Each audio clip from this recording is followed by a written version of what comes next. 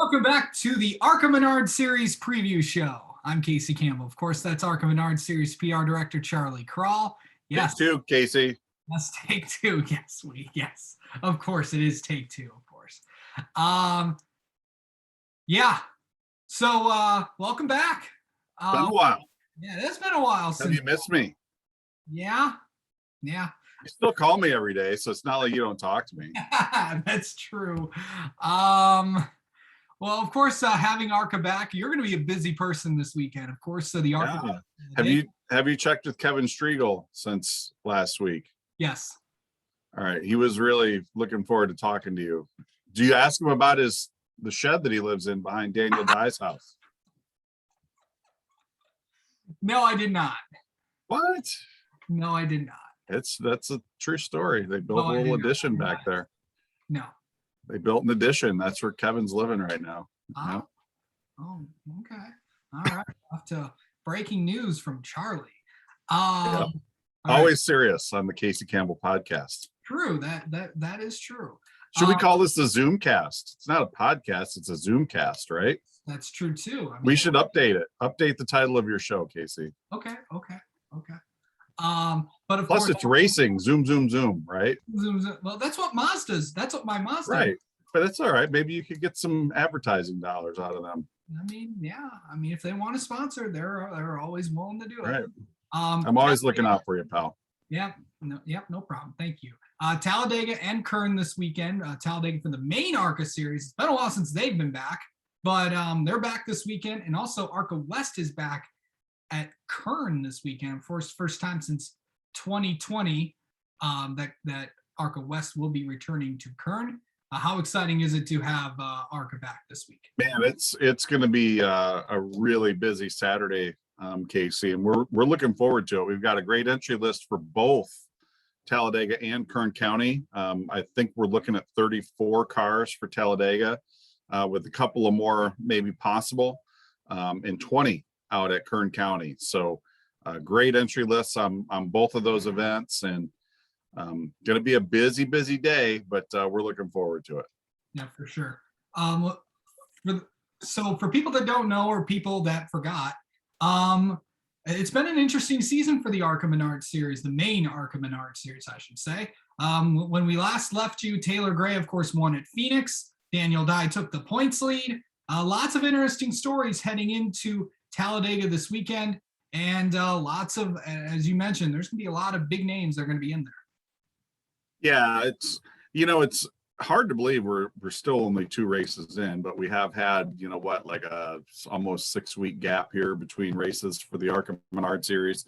And it's almost hard to remember what even happened 6 weeks ago. But yeah, we did see Taylor Gray pick up an emotional win there at Phoenix, and Daniel Dye jumping into the points lead. Daniel's had a pretty solid start to the year, and we spent some time with him last week here in Toledo, and he's got a pretty good head on his shoulders as far as what his season needs to look like here. He knows who he has to beat, and he knows who he's going to be racing with, and he knows he's going to have to get some wins too. And he doesn't have a whole lot of experience on these super speedways, so it's going to be interesting to see kind of what his strategy is going to be there at Talladega.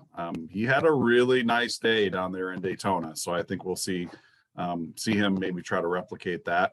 Whenever we do go to these big super speedways, Casey, we do see some names that we might not see each and every week, on the entry list that, are going to give, the series regulars kind of a run for the money. But, it's going to be hard to beat those Vannerini cars. They've been, the boss of the super speedways here for it seems like the last decade, really. But those cars are going to be tough to beat. Drew Dollar in the 18, that's the car that Ty Gibbs won the championship in last year. And Ty should have maybe have won this race last year. He was battling for the lead when he got tied up in an incident. So I expect the 18 will be strong, despite the fact that car was involved in a crash there at Daytona. And then there's some of the other names that, could be, contenders. I would really like to see Greg Van Alst have a good day. Greg's he's made a pretty big commitment to come here and race with us, and he's had nothing but horrible luck so far this year. So hopefully he gets that turned around. He was running really good here last year, and was in that same incident with Ty Gibbs there late in the race. Hey, Tim Richmond, he had such an impressive run there at Daytona and missed it on fuel mileage by like a lap and a half there at the end, just a heartbreaker. Hopefully he can come out and have a really nice day here at Talladega as well. And, Gus Dean back in the 55 for Venerini. He's someone who's won at Talladega in the past. So, there's no shortage of competitive drivers, Casey. I just think it's, we're going to have to see how that initial lead draft kind of shakes out. We'll see how the cautions, kind of play out and see who ends up at the front of the field, with 10 to go. And those will be the ones that you're going to have to look at as potential winners. What about Brett Holmes? Of course, big. It would be huge. Oh my goodness. If he won, oh boy. Right. And no disrespect to Brett, leaving him off that list, but absolutely. That is a driver, a young man that, he didn't run a full season anywhere last year. But the last time he did run a full season with us, he got that win. But not only did he get that win, he was in the top 4 or 5 every week. And, I don't know how not running a full season last year has impacted that team. But they've been fast when they've run ARCA races. They didn't have a lot of luck last year when they ran ARCA races, but they were fast last year. So I know that team, not only is Brett going to run some races, but he's going to have Connor Mosack in that car quite a bit this year. And I expect a lot of things out of the hometown favorite down there in Talladega. And boy, it would be really cool to see him get a hometown win. Yeah, of course. It was actually Brian Crichton, the president of Talladega Super Speedway, was on the show last week. And actually, during COVID times, they didn't have he was telling me that they put together the team banquet for the champion last year. So and they had a real nice billboard like right across the street from the racetrack with Brett's car and everything. It was really, really cool. So Brett has done a very nice job of kind of building a fan base down there, in and around the Talladega Super Speedway. And what I just cannot say enough nice, positive things about Brett. I run out of words because he's just a great guy. He's one of those guys that you just pull for, he's just a naturally nice person. His dad's a great guy. And, they built that team. They actually built that team twice. They started, back in 2016, 2017, they weren't getting the results that they wanted. And, they parked the car and Brett went and ran a partial season somewhere else while they were kind of rebuilding things, and they came back out. And ever since they kind of relaunched that race team, they've been pretty stout. And, Brett has done a very nice job of kind of building himself into a championship contender at this level. And, we pull for him when he goes and runs those truck races, but we miss him here at the ARCA level. Yeah. Of course, some other names that are going to be in there. Willie Mullins will be in there. Sean Corr will be in there. Andy Jankowiak will be there as well. Thomas Prater is going to be in there as well. Moose, another Alabama guy. Good to have Moose back. And, he's had some surprisingly good runs down there at Talladega in the past too. So we'll see if that 9 team can sneak out another, top 15 run. I'll be pulling for him. I've known Moose since he was a young man, and that team does a lot with a little. So we'll see how they're, how they stack up here in 2022, but it's good to see them back. Yeah, for sure. Now let's shift gears from Talladega to Kern for the ARCA West Series. I know that a lot of people were excited when the schedule came out that Kern was back. And obviously I know that, and Kern is very excited to have you guys back, I bet. Yeah, it's that is a fantastic venue. You talk about major league racing facilities. That's it, man. I mean, we are so fortunate, Casey, to have this type of racetrack hosting our events. And I could say the same thing about Irwindale. I could say the same thing about Kern. You know, every one of our West Series tracks, just fantastic venues. But boy, you talk about, anybody who remembers Mesa Marin, and I was fortunate enough to go out to Mesa Marin a couple of times back in the day, but I have this memory of it, in my head, and visually Kern County is such a terrific, replication of what Mesa Marin was. But they made it even better, which is great. And, it was a bummer not to be there last year. Personally it was a bummer, but business is what it is. But it's so great to be back there here in 2022, and to come in with a 20 car entry list, and have some really solid names on that entry list. Not only do we have the championship contenders, that we expect to be up front, the Austin Herzogs and the Jake Drews and the Tanner Reifs, and but we also see some of the part-timers coming in, like Landon Lewis. Landon was a 15-year-old who picked up that win at DuQuoin last year. Right. It's great to see Landon out there in the 42 car. And Kyle Keller is another young man who has been very competitive in his limited starts out there in that platform. And I want to give a shout out to a guy that I've known for a really long time. I met Todd Souza way back in the day when Matt Crafton came to the East Coast and started driving. It wasn't even called Thor Sport Racing yet. It was still Sealmaster Racing. And Matt came west with his family and his friends, and Todd Souza was a part of that group. And Todd's making his 100th West start out there, and he is somebody that I have had a pretty good relationship with over the years, and I'm really happy to see him get a little recognition for making 100 starts. He was a longtime competitor out there in the old Southwest Tour, and has been a very, very staunch supporter of the West Series platform. Of course, he picked up that win out at Utah back in 2008, and he has been super competitive the last couple of years. Almost picked up a win last year, in a wild finish up at All-American Speedway. A lot of people don't realize Todd finished second up there at All-American last year. So, that was a crazy day for him, but really looking forward to him making that 100th start this weekend, and hope he has a really good run. That's a family run team. It's been a lot of the same folks working on that race car for those 100 starts, and hopefully they'll have a bad luck free right. Todd doesn't need any good luck. He just needs no bad luck. He's been plagued with some bad luck here the first couple of races. So hopefully they'll just come out and have a good clean day and come out with a good finish. Yeah, and Todd's going to be on this channel later tonight. We're going to record on the Zoomcast. He's going to be on the Zoomcast with you. Yeah, he'll be on here later. I'm going to watch that one, Casey. And if it's not the Casey Campbell Zoomcast, I'm going to call you. Yeah. You're going to hear from me. I'm giving that to you for free. You don't even have to pay me for it. But yeah, I mean, Todd Souza, of course, 100 star. I was going to ask you that before you mentioned it, but what impact has Todd had on this series?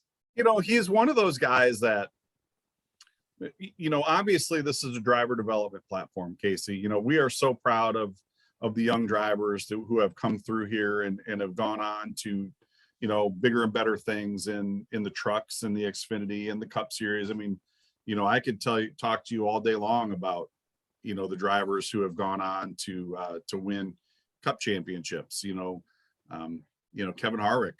There's a guy who came from the West Series and, he's won in every level you can win at. But someone like Todd, who has found a home in the West platform and has been here for, 2008 was 14 years ago? Yep, it was a long time ago. To have somebody commit to this level of racing and to make 100 starts and to make that investment, and not only financial investment, but that investment in time. Todd's not, he doesn't go out and spend weekends on his 70-foot yacht going fishing, or he doesn't take, doesn't go out and hit the golf course every weekend. Like like I wish I could. You know, he brings his race car to the racetrack, and he brings his family to the racetrack, and he brings his friends to the racetrack, and this is what they do. This is what they do on their weekends. And we need guys like Todd Souza just as much as we need the Jake Drews and the Tanner Reifs and the Austin Herzogs and the Cole Moores. We need we need Todd Souza and Kelly Souza just as much. Yeah, for sure. Of course, the winner of the last West race, Tanner Reif. I've been watching racing for a long time, and I have never seen someone so excited to win a race than he did. Pretty cool. Yeah. Yeah. How about that? Sunrise is back. Sunrise Ford racing is back. Yeah. And I was a bit surprised, to be honest. I thought if one of the Sunrise cars was going to win, it would be Jake Drew in the 6, but Tanner just came out and absolutely dominated out there. And what a lot of fun to see him, as jacked as he was down there in Victory Lane.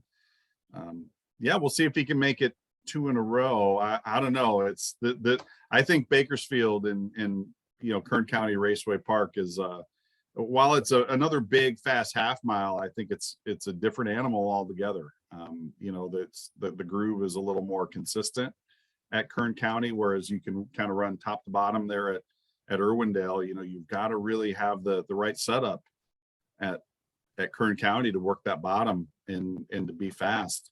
And he's going to have, not only does he have his own teammate, he's going to have to beat. He's got the McAnally cars, Austin Herzog and Cole Moore, and Joey East, always tough. Joey, of course, had some bad luck there at Irwindale. PJ Pedroncelli is always tough, and I'm anxious to see how Landon Lewis is going to do in that 42 car. The 42 has been pretty stout, out west.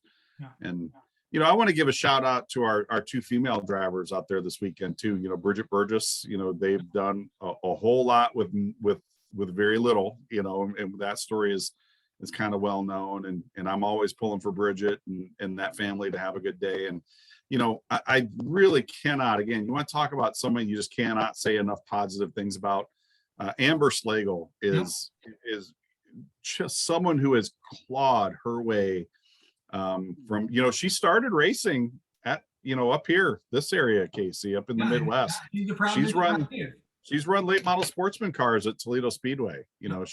She has clawed her way from grassroots, local stock car racing to, she's working as a crew chief here in this platform, and she's working at, petty GMS, and she's, trying to find driving opportunities whenever she can. And she does it with such a positive attitude. And, she's been counting down to this for like 2 months. Yep. And, I remember, she had such a great qualifying run last year at Irwindale and had some really bad luck on the initial start and got all tore up. And I hope she has a really nice, clean day and comes out with a really solid finish, and she's able to come and do this a few more times, because she does just have an infectious attitude. And again, she's the type of person we need in this platform.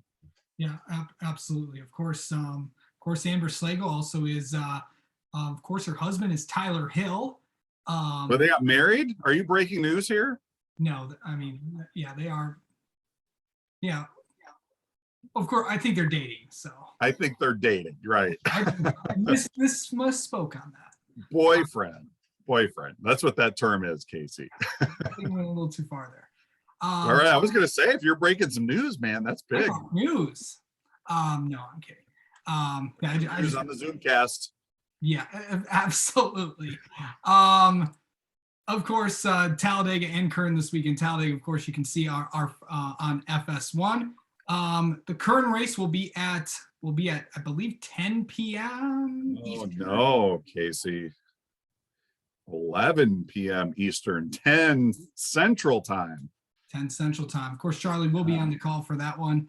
How am I going to do both those races the same day, Casey? You know what? I don't know. I know you asked Twitter that, and I don't know how you're going to do it. You've done it before. You'll do it again. It's going to be a miracle. Yep. It's It's going to be a late night, so get your Calypso lemonade and your Hers chips and your Right. peanut butter cups and get ready to go. That's the breakfast of champions right there. Of course, you can get all those products at your local Menards. Yeah, how about that? Yeah, you can. All right, Charlie Carl, appreciate you coming on. We'll talk to you next week when we talk ARCA East, because they're going to be at Dover next week. Anytime I get any chance I get to be on the Zoomcast, Casey, I'm going to take it.